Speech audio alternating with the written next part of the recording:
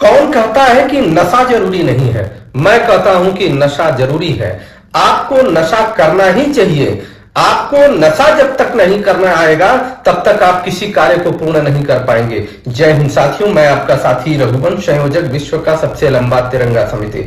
मित्रों, नशा के बारे में हम बात करें कि हमने कहा कि कौन कहता है कि नशा जरूरी नहीं है। नशा आपको अपने कार्य को सिद्ध करने का चाहिए। नशा समाज के निर्माण का होना चाहिए। नशा अपने परिवार को समृद्ध करने का होना चाहिए। समाज को समृद्ध और राष्ट्र को समृद्ध करने का होना चाहिए। नशा अच्छे कर्मों का होना चाहिए। बताइए, अगर नशा दशरथ माझी ने नहीं किया होता, उस कार्य को करने का नशा, जिस पत्थर को तोड़ना था, पहाड़ को तोड़ना था, उस पहाड़ को तोड़ने का काम नहीं किया होता तो आज वो कार्य कैसे सिद्ध होता?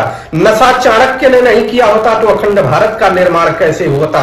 नशा आप रामानुजन को देख लीजिए, वो नहीं किए होते मैथमेटिक का तो आज पूरी दुनिया में नहीं पूजे जाते। चंद्रगुप्त मौर्य का नशा देख लीजिए कि कार्य सिद्ध करने का नशा होना चाहिए। अर्थात स्पष्ट है कि जिस कार्य से समाज राष्ट्र का विकास होता हो, समाज में एकजुटता आती हो, नशा होनी चाहिए। उस कार्य को आप करेंगे, नशा के साथ करेंगे तो आपकी पूर्णता होगी। और हम अपने लक्ष्य को निर्धारित करें, जब तक हम लक्ष्यों के निर्धारित नहीं करेंगे तब तक हम उसको पूर्ण नहीं कर पाएंगे। और जो ही हम अपने लक्ष्य को निर्धारित करते हैं त्यों ही उस लक्ष्य की प्राप्ति के लिए इस प्रकार से हम आसक्त हो जाएं कि हम नशावान हो जाएं। जैसे कोई भी नशेड़ी आदमी अपने जब उसको नशा का वेद करता है, या कहिए कि उसको जब नशा आता है तो वह दुनिया का सारा चीज दांव पर लगा करके उसको पाने की चाहत रखता है। उसी प्रकार से अगर हमको नशा हो जाए तो हम किसी भी कार्य को सिद्ध कर लेंगे। नशा हम लोगों को भी हुआ कि जो दुनिया का सबसे लंबा तिरंगा